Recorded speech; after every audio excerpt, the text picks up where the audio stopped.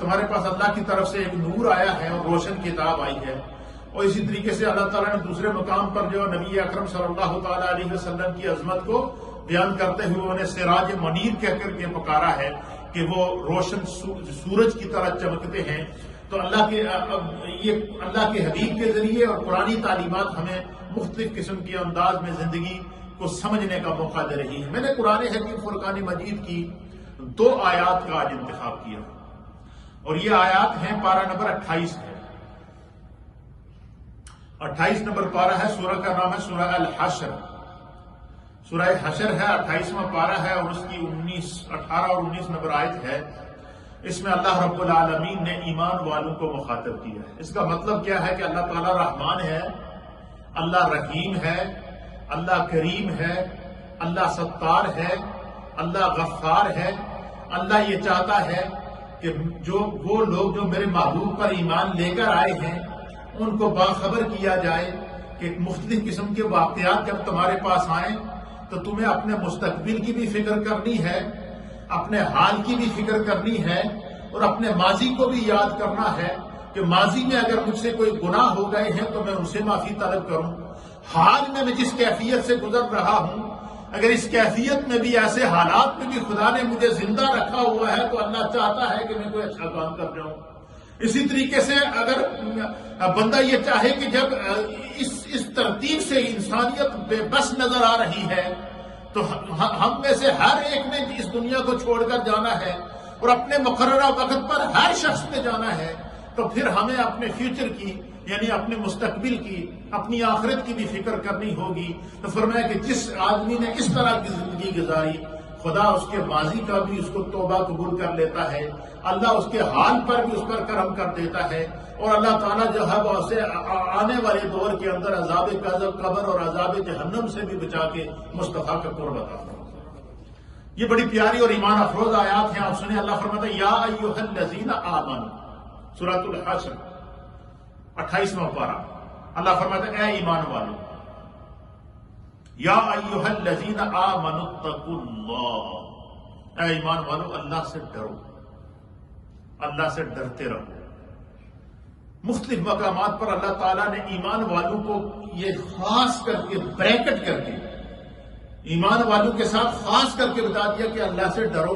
اس کا معنی کیا ہے کہ جس شخص کے اندر خوف خدا موجود ہو، جس شخص کے اندر اللہ کا ڈر موجود ہو تو اس کا قدم گناہ کی طرف بڑھنے سے رک جائے گا، اس کا ہاتھ گناہ کی طرف بڑھنے سے رک جائے گا، اس کی نظر اللہ کی گناہ کی طرف بڑھنے سے رک جائے گی اور خوف خدا اسے اپنے رب کے قریب کرے گا، قرآن کے قریب کرے گا، عبادات کے قریب کرے گا، معاملات کے قریب کرے گا.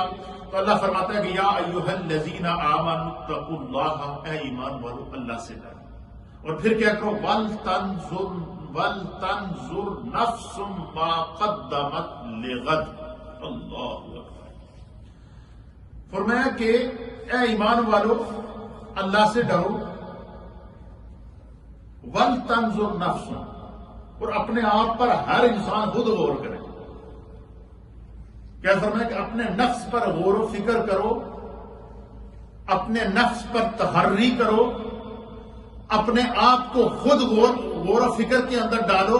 فرمایا کہ جب انسان خود اپنے آپ کو غور و فکر کے اندر ڈالے گا، اپنے آپ کے بارے میں سوچے گا، یعنی اس کا معنی کیا ہے؟ اللہ فرماتے ہیں اپنے بارے میں سوچو، دوجے کی فکر چھوڑ دو.